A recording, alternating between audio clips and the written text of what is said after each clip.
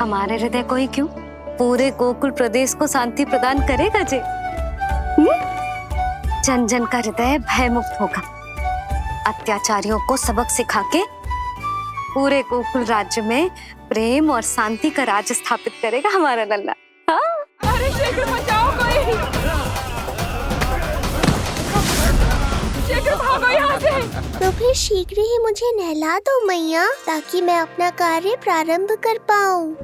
तू मुझे टुकुर टुकुर देखता है, मैं अपने सारे कार्य भूल जाती हूँ। ऐसे तो तुम्हारी दृष्टि लग जाएगी लल्ला को। भला लल्ला को उसकी मैया की दृष्टि लगती है कभी? नीलमणि जे जल रहे हैं तेरी मेरी जोड़ी देख के। अच्छा? हाँ नहीं तो क्या हुआ मेरे लल्ला को?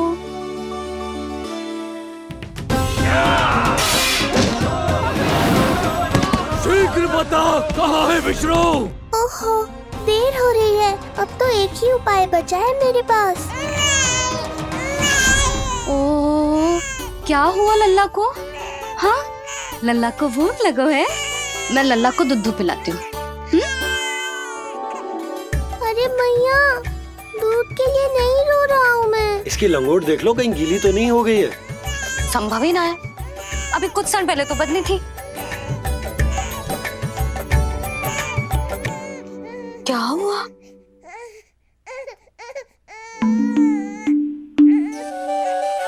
कभी कभी पति की बात भी मान लिया करो। अब एक बार सही होने से ना फूलो मत।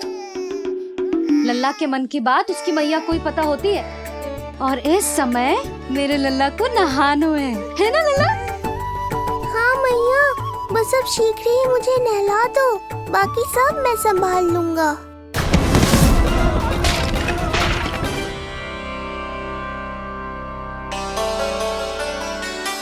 अब मैं अपने लल्ला को अच्छे से नहलाऊंगी, बिल्कुल वैसे ही जैसे उस माई ने सिखाया था। मैया, आपको नहीं पता कि आपका ये निर्णय कितने निर्दोष प्राणियों की रक्षा करने वाला है, क्योंकि आपका लल्ला एक अद्भुत लीला करने वाला है।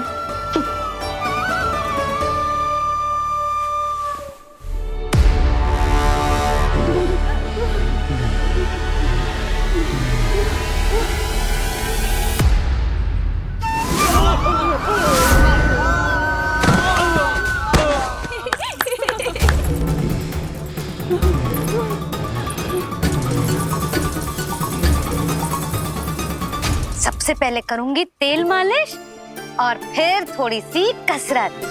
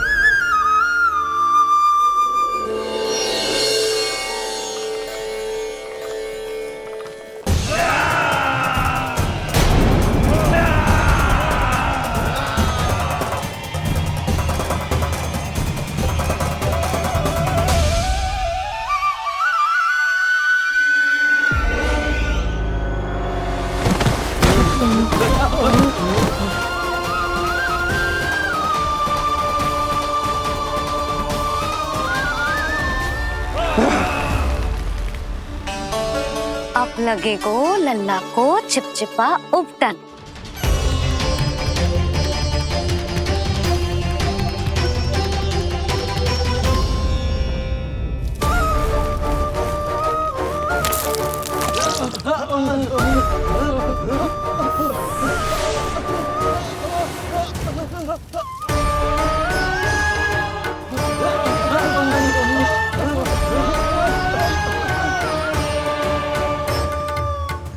अब उपटन को सुखानो है ना, तो मैया और लल्ला बैठेंगे धूप में।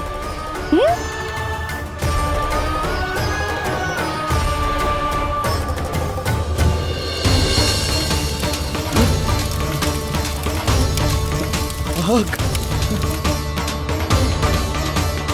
ये हुई ना बात, थोड़ी गर्मी का अनुभव करना भी आवश्यक होता है मैया।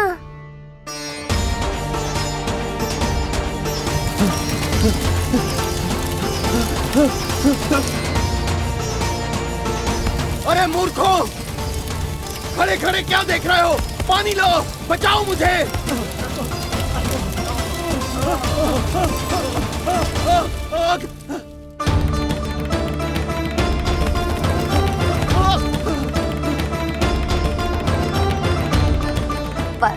बस हो गयो लल्ला, केवल नहाना बाकी है। परम पराक्रमी महाराज कंस का सेनापति हूं मैं।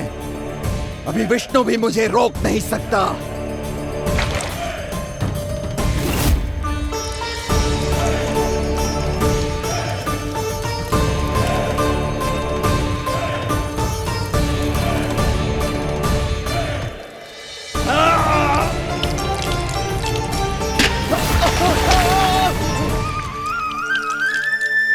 पानी बहुत गर्म तो ना है?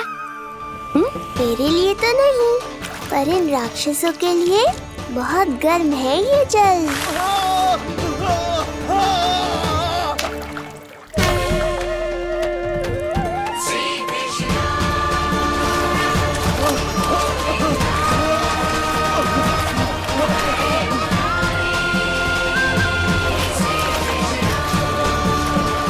ये कैसी माया है?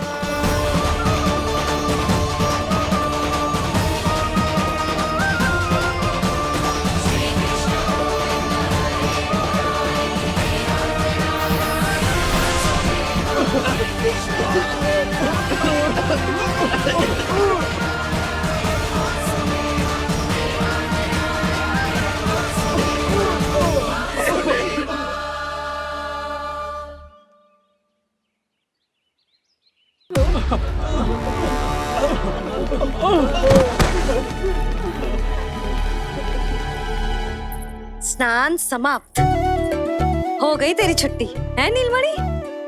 राक्षसों की भी छुट्टी हो गई मैया, और गांव वालों को उनसे मुक्ति भी मिल गई। पर अब मैं थक गया हूँ और भूख भी बहुत लगी है।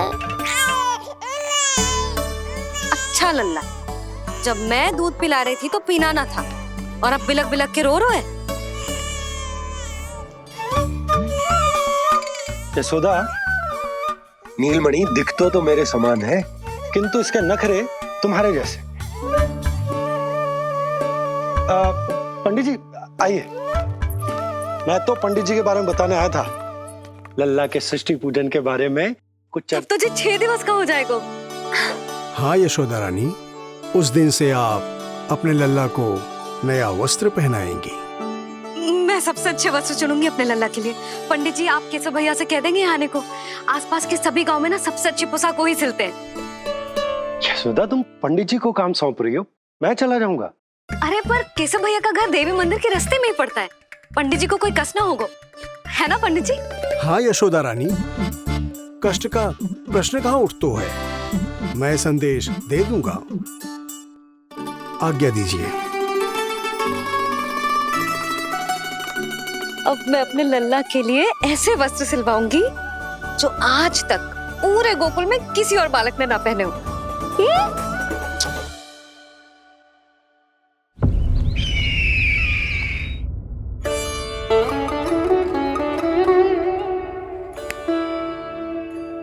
ये क्या है देवकी? ये देखिए स्वामी, ये वस्त्र मैंने अपने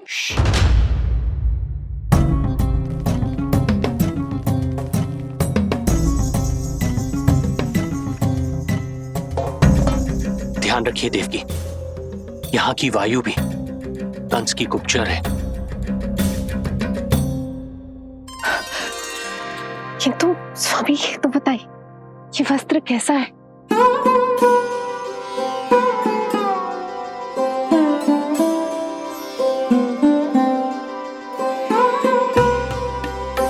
ये वस्त्र नहीं,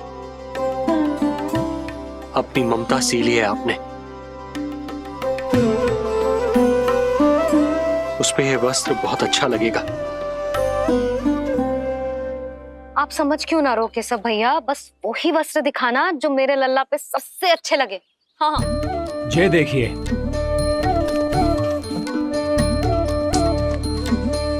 अभी तक एक में भी आनंद ना हो है केशव भैया,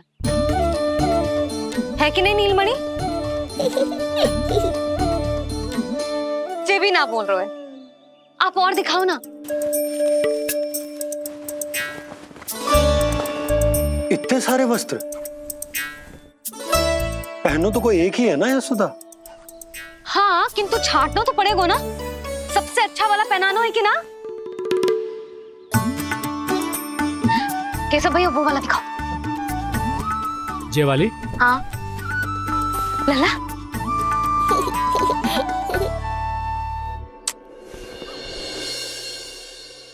हर माँ की इच्छा होती है कि वो अपने पुत्र को षष्ठी उत्सव के दिन सबसे अच्छे वस्त्र पहनाए। किंतु क्या ये वस्त्र उसके नाप का है? हमें तो ये भी नहीं पता कि वो कितना बड़ा हो गया, कैसा दिखता है।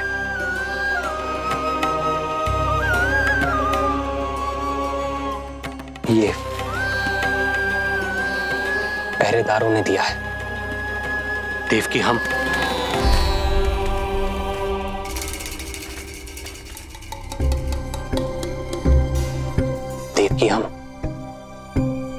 बंदी गृह में नहीं है, किंतु सच तो यही है, हम कंस के बंदी हैं। काश कोई उपाय होता, किसी प्रकार हमारा पुत्र तुम्हारे सिले ये वस्त्र पहन पाता। काश।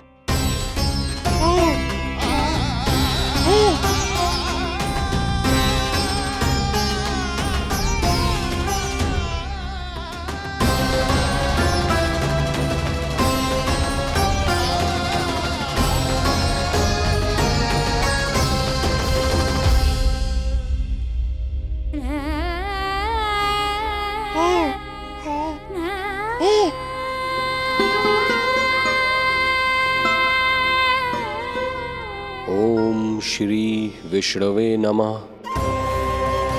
ओम श्री विष्णवे नमः। ओम श्री विष्णवे नमः।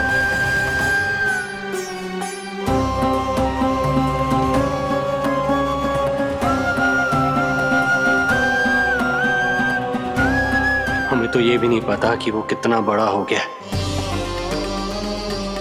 कैसा दिखता है।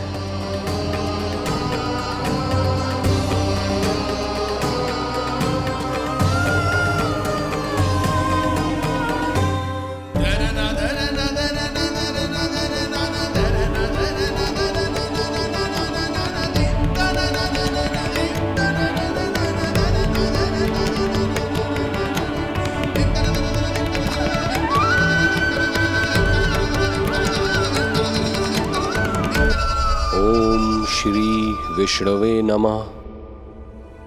ओम श्री विष्णवे नमः।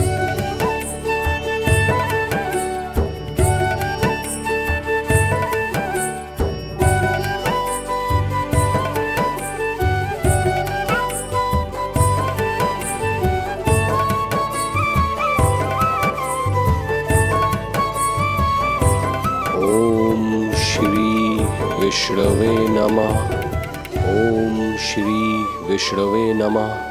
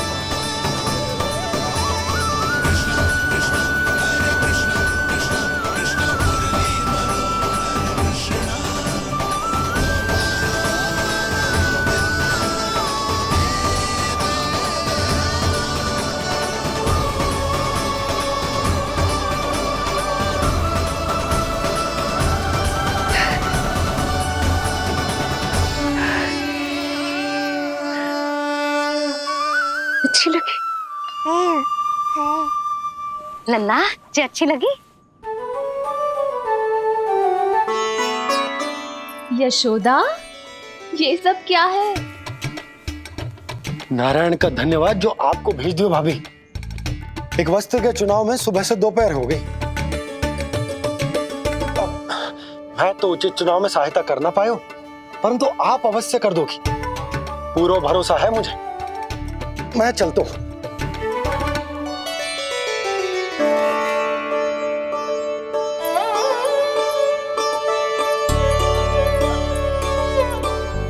मैं क्या करूं जीजी?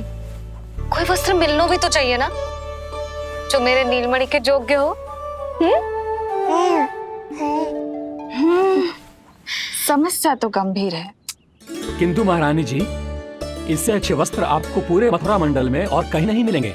चिंता की कोई बात नहीं है। हम ऐसे वस्त्र ढूंढेंगे जो हमारे राजकुमार को बहुत अच्छे लगे, है ना नीलमणि?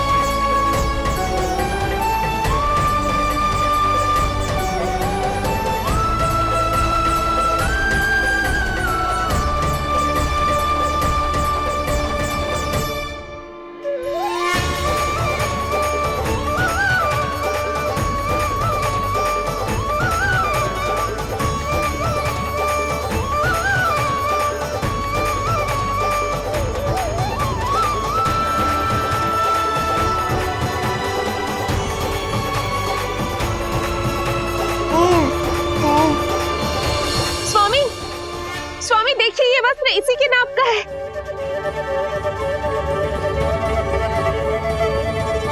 ये बिल्कुल सही नाप है स्वामी।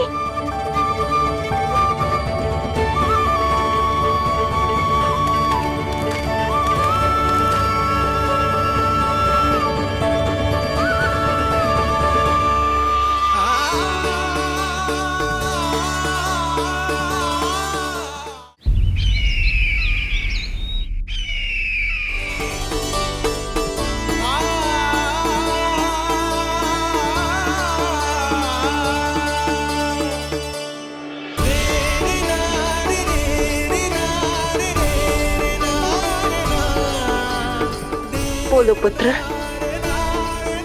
कैसे लगे ये वस्त्र?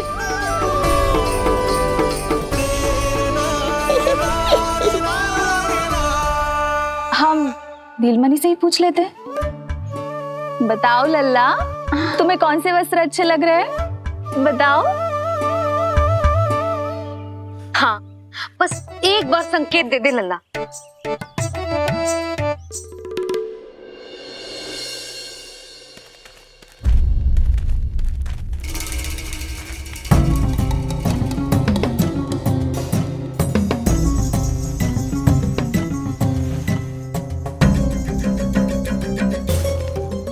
हमारी एक टुकड़ी घायल अवस्था में वापस आ चुकी है। अवश्य ही कुछ बुरा हुआ है उनके साथ। तुम दोनों सतर्क रहना, हमारे कंस महाराज कभी भी आ सकते हैं।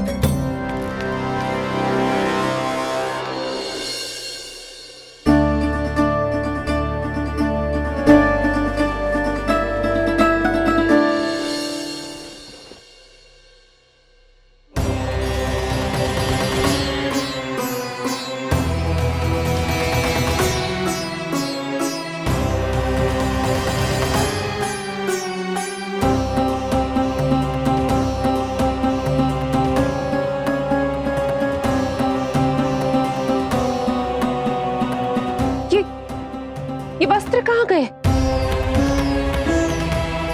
अवश्य ही हमने स्वप्न देखा होगा देवकी। यदि स्वप्न था तो मेरे बनाए वस्त्र कहाँ गए स्वामी?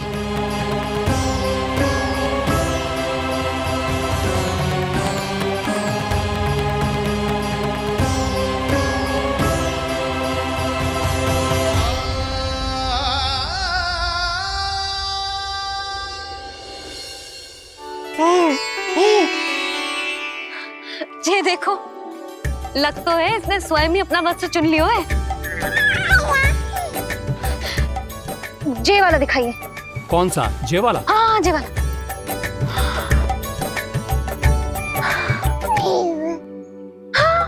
अब उठाया है आपने सही वस्त्र। क्या केशव भैया, तब से जो सिली हुई पोशाक रखो है आपने, और हमें तब से आप पूरा वस्त्र दिखा रहे थे।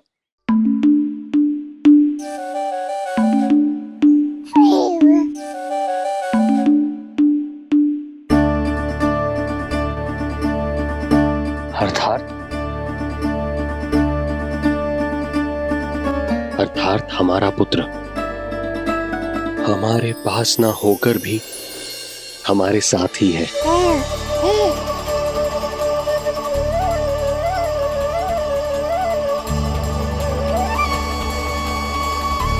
सही कहा स्वामी, हमारे पुत्र को मेरे बनाए गए वस्त्र पसंद आए।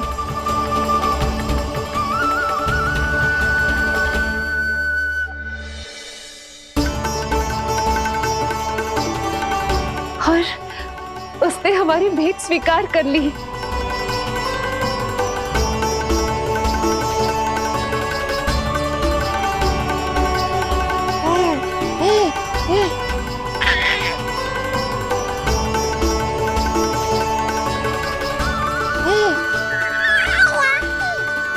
आपकी लीला अद्भुत है प्रभु। ये लीला मेरी नहीं देवी, मां की ममता की है। मुझे तो बस अपने कर्तव्य का भान है। दो माओं का पुत्र होने के नाते मैं उन दोनों में से किसी की भी इच्छा को अनदेखा नहीं कर सकता। मैं वरदान देता हूं कि यदि अब से कोई भी मेरी मूर्ति को अपना पुत्र समझकर अपने घर में पालेगा, तो मैं स्वयं उस घर में उनका पुत्र बनकर निवास करूंगा और लड्डू गोपाल कहलाऊंगा।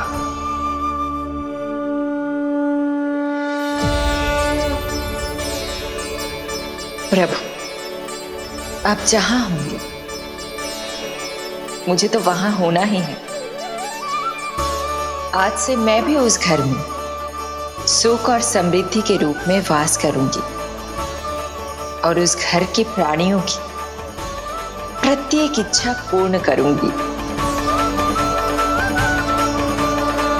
मैं बहुत प्रसन्न हूँ आज, क्योंकि मेरी मैया भी प्रसन्न है और माँ भी।